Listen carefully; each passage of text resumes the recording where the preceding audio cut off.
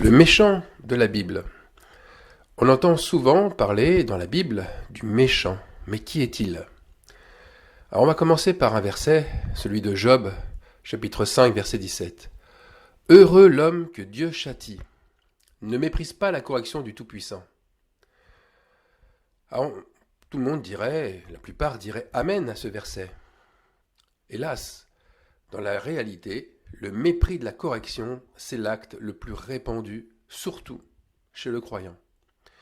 Le croyant fuit la réprimande, comme la peste, pensant qu'elle n'est que pour le méchant. Lui, il fait partie des justes. Il n'est pas concerné. Quand Dieu le réprimande, il croit à coup sûr à une attaque du diable, ou alors il trouve des excuses à son péché. Remarquez bien que ce n'est pas Job qui a dit les mots de ce verset, c'est Éliphaz de Théman, qui prenant la parole, lui dit comment passer du malheur qui lui arrive au bonheur. Éliphaz rajoute « Et maintenant qu'il s'agit de toi, tu faiblis. Maintenant que tu es atteint, tu te troubles. » Job ne comprend pas ce qui lui arrive. Alors vous savez, il y a comme un réflexe chez l'être humain. C'est dans sa nature. Et ce réflexe, c'est celui de se projeter toujours dans le clan des vainqueurs.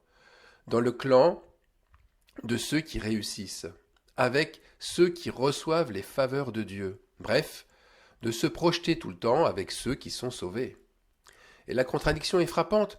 On est fier d'un côté de témoigner qu'on est sauvé par grâce, mais de l'autre côté, on prend les versets qui montrent notre mérite à l'être plus que les autres.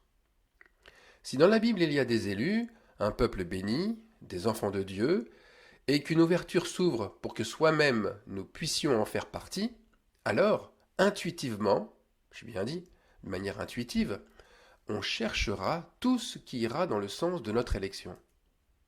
Et à l'inverse, on verra toujours les autres comme les insoumis, les païens, les perdus, les méchants.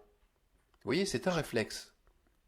Alors maintenant, Psaume 37, 17 nous dit « Le Seigneur se rit du méchant, car il voit que son jour arrive. » Ce psaume, il se comprend la plupart du temps comme un avertissement, mais pour les autres, jamais pour soi. Pour les autres. C'est un petit peu comme au cinéma. On s'identifiera toujours au héros, toujours au bon, au justicier, et jamais au méchant, au traître. Si maintenant on lit le verset suivant, le verset 18. Les méchants tirent le glaive, ils bandent leurs arcs, pour faire tomber le malheureux et l'indigent, pour égorger ceux dont la voie est droite. Là aussi, même si on agit mal, on ne voudra surtout pas s'identifier à ce méchant-là, qui s'en prend aux plus faibles et qui maltraite ceux qui agissent en faisant le bien. Non, on persistera à croire que si à un moment donné on a agi avec de la violence, c'était pour une bonne raison, pour une bonne cause, c'était pour se protéger du mal. Nous voulions alors rétablir la vérité. Le malheureux ne l'était pas vraiment, il jouait à l'être. Et l'indigent, lui, ne l'était pas non plus, il abusait de la situation. Son mauvais cœur le rendait fourbe et injuste. Et c'est son ingratitude en notre faveur qui a montré alors son véritable visage. Leur voix à tous deux, l'indigent comme celui qui comment dirais-je, hein, l'indigent comme le malheureux, leur voix à tous deux n'était pas si droite que cela. Mérite-t-il vraiment la grâce du Seigneur? Vous voyez, le cœur de l'être humain est suffisamment tortueux et pervers pour lui faire voir l'inverse de la réalité, l'inverse, et faire en sorte aussi que malgré tout, eh bien on s'en sorte soi-même avec la gloire et les honneurs. Au verset 18, bander l'arc et tirer le glaive, ce sont des actions guerrières et qui peuvent se concevoir de deux manières. Elles peuvent se concevoir comme bonnes ou mauvaises. C'est un petit peu comme deux enfants qui se battent sur la cour de l'école. L'un dira « c'est lui qui m'a attaqué en premier » et l'autre justifiera sa violence par le fait qu'il s'est juste protégé des coups. Mais qui des deux dit la vérité?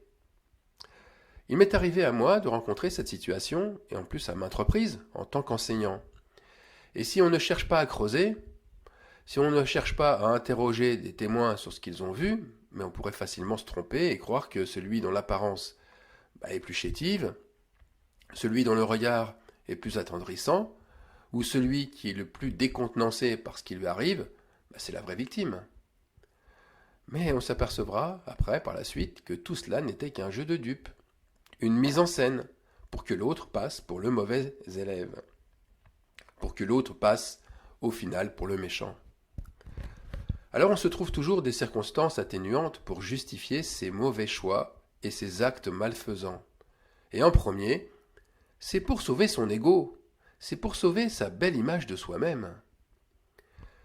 Donald Trump, ancien président des États-Unis, a dit publiquement « Montrez-moi quelqu'un qui n'a pas d'ego, et je vous montrerai un perdant. » Voilà encore répété les raisons qui amènent la méchanceté à s'accroître, et elle s'accroît par l'excès d'ego.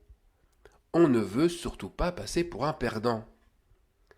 Alors je vous rappelle mon message sur les 4 cavaliers de l'Apocalypse, ou la course en Christ. Et ce message montrait que le sceau va s'ouvrir, et au moment où il s'ouvre, il dévoile un acte d'authenticité. Voilà cet acte. Je regardais, et voici parut un cheval blanc. Celui qui le montait avait un arc, une couronne lui fut donnée, et il partit en vainqueur et pour vaincre. Apocalypse 6, versets 1 et 2. Le premier sceau, dès qu'il s'ouvre, dévoile l'authenticité du mal. Il dévoile un cavalier qui part, qui court plus vite que les autres. Ce cavalier ne court pas en habit blanc, il galope, chevauchant un cheval blanc. C'est tout autre chose. Il court à la sainteté. Il est muni d'un arc. Il part au combat avec sa religion, avec ses certitudes, avec ses dogmes, avec son envie excessive d'être le gagnant. Et sa couronne, elle montre déjà qu'il s'est autoproclamé victorieux, vainqueur. Il part en vainqueur pour vaincre, nous dit le texte. Alors ce cavalier qui est rempli d'ego veut surtout témoigner, c'est vrai, mais témoigner du succès qu'il a avec Dieu. Alors, perdre la face, perdre sa dignité, perdre devant des faibles, ça lui est insupportable. Et c'est cette motivation qui a poussé le roi d'Israël Saül à pourchasser indéfiniment David pour le tuer. On préfère, c'est vrai, cette foi qui proclame que Dieu a envoyé son Fils unique afin qu'il perde à notre place. On aime dire qu'il s'est humilié à notre place pour que nous soyons vainqueurs en tout point. Mais quel faux évangile prononcé ici avec tout l'ego qu'un homme ou qu'une femme peut avoir. On veut, c'est vrai, bien suivre Jésus, mais porter sa croix, cela demande de le faire à notre manière. Ça, c'est ce que pense notre ego. On porte sa croix à notre façon. Autre chose, celui qui conservera sa vie la perdra, et celui qui perdra sa vie à cause de moi la retrouvera. Là aussi, quel beau verset. Mais ce verset, comment le comprennent-ils? Oui, ils se disent prêts à perdre leur vie, mais en contrôlant toutes les difficultés. Et s'ils doivent chuter, ils feront tout pour que leur chute soit moins douloureuse et qu'elle montre surtout un relèvement miraculeux. Et ce relèvement fera qu'ils puissent, comme un phénix, renaître de leurs cendres. En tout cas, qu'ils puissent montrer cela. C'est tellement plus glorieux de se relever plus fort et plus grand. Pourtant leur chute, elle sera brutale. Les effets négatifs de leurs mauvaises actions seront un jour ou l'autre leur part, leur vécu. Et c'est le sens de ce psaume qu'on vient de lire. Le Seigneur voit que le jour du méchant arrive et il s'en réjouit. Ce jour arrive dans le but de rétablir aussi la vérité, pour réaliser qu'en fin de compte, ils se sont bien leurrés sur leurs bonnes intentions. Et ces bonnes intentions, soi-disant louables, en fait, elles étaient bien honteuses et condamnables. La preuve, c'est qu'ils se retrouvent plongés dans le malheur. Job 31, verset 3. La ruine n'est-elle pas pour le méchant? Et le malheur pour ceux qui commettent l'iniquité? En fait, rien de cela ne se serait passé s'ils n'avaient pas recherché en premier leurs propres intérêts. C'est encore et toujours leur mauvais désir qui les enferme dans le mensonge. S'ils avaient séparé en eux ce qui est vil de ce qui est saint, et le péché ne se coucherait pas à leur porte, et ils il ne se serait toujours pas là à se battre avec lui de cette façon. Il ne serait pas toujours à essayer de se convaincre qu'ils sont justes. Je ne veux pas être le méchant de l'histoire, je suis une bonne personne. Eh bien, c'est ce qui se répète continuellement, en boucle. Mais attention, persévérer dans cet état de déni permanent, cela a des conséquences désastreuses. Le méchant, il est comme au temps de Jésus. Il affirme sa justice, il rend témoignage coûte que coûte de sa bonté, alors qu'en lui grouillent les envies d'une bête féroce. On lit pour cela Matthieu 23:30. Si nous avions vécu du temps de nos pères, nous ne nous serions pas joints à eux pour répandre le sang des prophètes. Cette affirmation, Jésus l'entend et leur répond aussitôt, connaissant leurs mensonges, vous témoignez ainsi contre vous-même que vous êtes les fils de ceux qui ont tué les prophètes. Et oui, c'est l'inverse qui se passe. Oui, vous êtes bien les mêmes meurtriers que vos pères. C'est ce que dit Jésus. Alors en venant au sceau, et cette fois-ci non plus au premier sceau, mais au quatrième sceau, qui est l'accomplissement final de leur pulsion. La pâleur verdâtre du cavalier, elle annonce la mort, la destruction et le crime. Je vous lis le passage biblique. Je regardais, et voici parut un cheval d'une couleur pâle. Celui qui le montait se nommait la mort, et le séjour des morts l'accompagnait.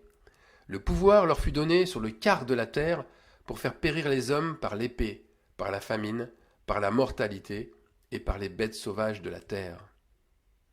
Ce cavalier, qui au départ partait pour vaincre, en proclamant partout sa sainteté, eh bien là, il arrive au quatrième sceau et finit par avoir des envies de crime, des envies meurtrières. Et le criminel, on le sait, il court toujours se laver les mains après son crime. L'homme qui se voit toujours plus saint que les autres, il fait de même. Il lavera toujours aussi ses vêtements de sang. Il ne veut surtout pas que sa méchanceté soit dévoilée. Ce réflexe, c'est celui de la vieille nature humaine, cette nature qui a horreur de passer pour la méchante. L'impie, le méchant, ne veut pas passer pour être méchant, il veut passer pour être quelqu'un qui aime, et il a horreur aussi de souffrir psychiquement et physiquement de son déni. Alors, plutôt que d'avouer ses fautes et de s'en séparer, eh bien, il les garde pour lui-même. Il les camoufle. Il hait avant tout l'humilité qui abaisse. Il fuit la blessure qui fait souffrir. Cela nuit trop à son image. Cela nuit trop à son statut, à son ego. Et c'est pour cela que la Bible parle de l'insensé comme du méchant, selon les mêmes termes. L'insensé confondu avec le méchant. L'insensé, il a perdu le sens de la vérité. Il interprète faussement les Écritures pour se justifier. Alors, vouloir reprendre le méchant ou l'insensé, vouloir l'instruire de ce qu'il est, ça ne fera que s'attirer ses foudres. Proverbe 9, verset 7. Celui qui reprend le moqueur s'attire le dédain, et celui qui corrige le méchant reçoit un outrage. Quand Jésus reprenait les pharisiens, nous lisons ensuite que ces religieux complotaient pour le faire tuer. Jésus ne faisait rien. Il ne faisait rien pour les convaincre de changer. Il montrait simplement leur jugement. Et voilà ce qu'il leur disait. Comblez donc la mesure de vos pères. Et dans d'autres traductions, on peut lire achevez de remplir la mesure de vos pères. Et il continuera en disant serpent, race de vipère, comment échapperez-vous au châtiment de la géhenne? Alors achevez de remplir la mesure de vos pères. Ce que Jésus leur dit, ça revient à cela, ça revient à mettez aussi votre part à l'œuvre diabolique de vos pères. Faites le mal que vous avez à faire, c'est tout. Et bien ça, ce sont ces paroles que Jésus a dit aussi à Judas Iscariote quand il est venu le livrer aux soldats romains. Alors, à quoi servent tous ces versets sur les méchants, sur les insensés? C'est vrai à montrer leur jugement, mais aussi à reprendre celles et ceux qui malencontreusement se sont laissés séduire par leur ego et qui ont besoin de revenir vite, très vite vers la vérité. Ils sont peu nombreux, c'est vrai, puisque la majorité s'est tellement endurcie, au point où ils aiment trop ce qu'ils sont pour accepter de perdre. Maintenant, Paul dit de n'avoir plus de relation avec le méchant. Voilà ce qu'il dit dans 1 Corinthiens 5, 11. Maintenant, ce que je vous ai écrit, c'est de ne pas avoir des relations avec quelqu'un qui, se nommant frère, est impudique, ou cupide, ou idolâtre, ou outrageux, ou ivrogne, ou ravisseur, de ne pas même manger avec un tel homme. Paul souhaite surtout ici, protéger ceux qui seraient sous la coupe d'une telle personne, se nommant frère, ou celles qui se laisseraient séduire par leur fausse liberté, leur fausse sainteté, parce que ces personnes étant à ce point corrompues par leurs désirs charnels, elles n'auront aucun égard, aucune pitié pour les autres. Rien. Ôtez le méchant du milieu de vous, dit Paul aux Corinthiens. Alors ce commandement, il est vrai et il l'est aussi pour ceux qui se sont laissés séduire par les mauvais esprits. Le méchant en grec a le sens aussi de la puissance du malin. Eh bien c'est cet esprit mauvais et puissant qui cherche à vous oppresser, qui cherche à vous garder sous son contrôle, si bien sûr vous lui avez donné accès. Et cet esprit veut vous rendre sûr de vous-même en recherchant les premières places. Il veut vous faire un chemin pour que vous deveniez un héros, que vous deveniez un gagnant, que vous ne vous laissiez écraser ou humilier par personne. Parce qu'il vous susurre tout le temps à l'oreille que vous avez un rang royal, que vous avez une destinée royale, une destinée divine. Voilà, la graine du méchant est semée, elle est plantée, et elle ne demandera qu'à croître. Et les révélations de la Bible iront toujours pour vous, alors, dans ce sens. Elles seront votre point d'ancrage le plus fort. Rien ne pourra plus vous déstabiliser. Pourtant, malgré le fait que la marque de la bête soit visible sur vous, elle ne vous ébranlera pas. Pourquoi ? Parce que vous ne cesserez de la voir chez les autres. Alors, quel est le comportement le plus sage à avoir ? Eh bien, le comportement le plus sage, c'est de veiller. Veiller chaque jour. Et comment ? Eh bien, par ce que dit le Proverbe 4, verset 14. N'entre pas dans le sentier des méchants, et ne marche pas dans la voie des hommes mauvais. Amen.